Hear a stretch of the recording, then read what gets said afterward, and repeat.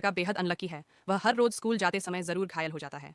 कभी बिल्कुल सपाट जमीन पर चलते चलते ठोकर खाकर गिर जाता है। जब किसी तरह उठता है तो उसका सिर सीधे एक स्ट्रीट साइन से टकरा जाता है। कभी कभी वह अपने ही बैकपैक में उलझ जाता है और लगभग एक ड्रेनेज डिच में गिरने ही वाला होता है। उसके क्लासमेट्स उसे देखकर डर जाते हैं, लेकिन फिर भी वह आखिरकार डिच में गिर ही जाता है। इशिनो रोज स्कूल नए नए जख्मों के साथ आता है। टीचर्स और स्टूडेंट्स सब हैरान रहते हैं कि कोई इंसान इतना अनलकी कैसे हो सकता है। क्लास प्रेसिडेंट योशिडा को धीरे धीरे उसके बारे में क्यूरियोसिटी होने लगती है। वह जानना चाहती है कि वह हमेशा छोटों से भरा क्यों रहता है। योशिडा अशीनो का पीछा करने लगती है और उसे पता चलता है कि वह सच में बस बेहद अनलकी है। योशिडा उसकी मदद करने की कोशिश करती है, लेकिन इस दौरान वह खुद लगभग एक कार से टकराने ही वाली होती है।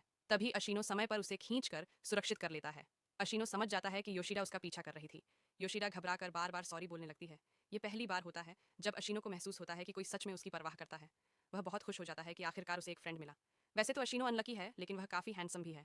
योशिडा उसे देखते ही स्मिटन हो जाती है। अगले दिन अशीनो स्कूल नहीं आता। टीचर बताता है कि अशीनो हॉस्पिटल गया हुआ है। योशिडा को अजीब सी बेचैनी होने लगती है। स्कूल के बाद वह हॉस्पिटल दौड़ जाती है अशीनो को देखने। थैंकफुली कुछ सीरियस नहीं होता।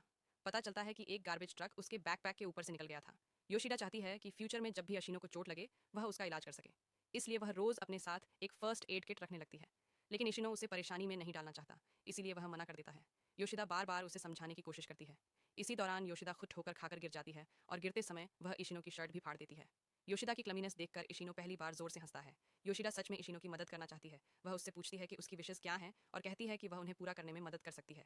अपनी अनलकी नेचर की वजह से इशिनो के कोई फ्रेंड्स नहीं हैं। वह दूसरे स्टूडेंट्स की तरह नॉर्मल हाई स्कूल लाइफ नहीं जी पाया। अगले दिन योशिदा लंच बॉक्सेस बनाकर स्कूल लाने लगती है। वह इशिनो के साथ खाना चाहती है, लेकिन इशिनो मना कर देता है। वह अकेले रहने का आदी है और किसी को ट्रबल नहीं देना चाहता। लेकिन योशिदा हार मानने वालों में से नहीं है।